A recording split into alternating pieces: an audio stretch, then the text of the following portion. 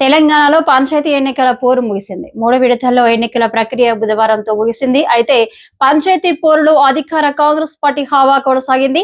3 విడతల్లోనూ Congress party మద్దతుదారులుగా పోటీ చేసిన సర్పంచ్లు అత్యధిక స్థానాల్లో విజయం సాధించారు. అయితే ఇదే ఊపులో జెడ్పీటీసీ, ఎంపీటీసీ, మున్సిపల్ ఎన్నికలను సైతం నిర్వహించేందుకు ప్రభుత్వం సిద్ధమైంది. పంచాయతీ ఎన్నికల ప్రక్రియ పూర్తి కావడంతో ఎంపీటీసీ, జెడ్పీటీసీ ఎన్నికల నిర్వహణకు ప్రభుత్వం సిద్ధమవుతుంది. మండల పరిషత్, ఎంపీటీసీ, జిల్లా పరిషత్, జెడ్పీటీసీ ఎన్నికలను వెంటనే పూర్తి చేయాలని ప్రభుత్వం భావిస్తోంది. ఎన్నికల నిర్వహణకు సిద్ధంగా ఉన్నామని ఈ మేరకు రాష్ట్ర ఎన్నికల సంఘం కూడా ప్రభుత్వానికి చెప్పిందని సమాచారం.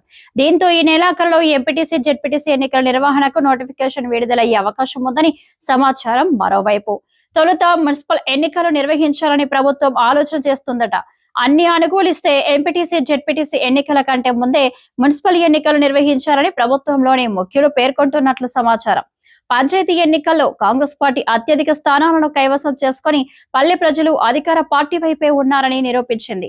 ఇదే వేడిలో మున్సిపల్ ఎన్నికలను నిర్వహించి పట్టణ ప్రాంత ప్రజలు సైతం కాంగ్రెస్ ప్రభుత్వం వైపే ఉన్నారని స్పష్టం చేయాలని కాంగ్రెస్ పెద్దల ఆలోచనగా ఉన్నట్లు తెలుస్తుంది.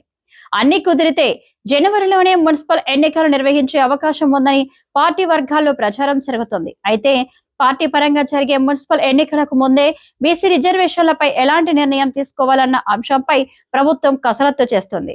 వాస్తవానికి పంచాయతీ ఎన్నికల్లోనే బీసీలకు 42% రిజర్వేషన్లు అమలు చేసేందుకు రేవంత్ రెడ్డి ప్రభుత్వం అన్ని రకాలుగా ప్రయత్నించిన విషయం తెలిసిందే. ఇందుకోసం ప్రత్యేకంగా జీవో 9 జారీ చేసింది. అయితే మొత్తం రిజర్వేషన్లు 50% మించరాదని, పాత రిజర్వేషన్ల ప్రకారమే స్థానిక సంస్థ ఎన్నికలను నిర్వహించుకోవచ్చునని కోర్టులు స్పష్టం చేశాయి. దీంతో బీసీలకు 42% రిజర్వేషన్లపై ప్రభుత్వం తీసుకొచ్చిన జీవోను నిలిపివేశాయి. మరోవైపు పంచాయతీలకు పాలక వర్గాలు లేకపోవడంతో కేంద్రం నుంచి రావాల్సిన నిధులు ఆగిపోయే ప్రమాదం ఏర్పడింది. దీంతో కాంగ్రెస్ ప్రభుత్వం తప్పని పరిస్థితుల్లో 42% బీసీ రిజర్వేషన్లు లేకుండానే పంచాయతీ ఎన్నికలకు వెళ్లింది. అయితే మున్సిపల్, ఎంపీటీసీ, జెడ్పీటీసీ ఎన్నికల్లో 42% బీసీ రిజర్వేషన్లు అమలు చేయాలని ప్రభుత్వం భావిస్తుంది.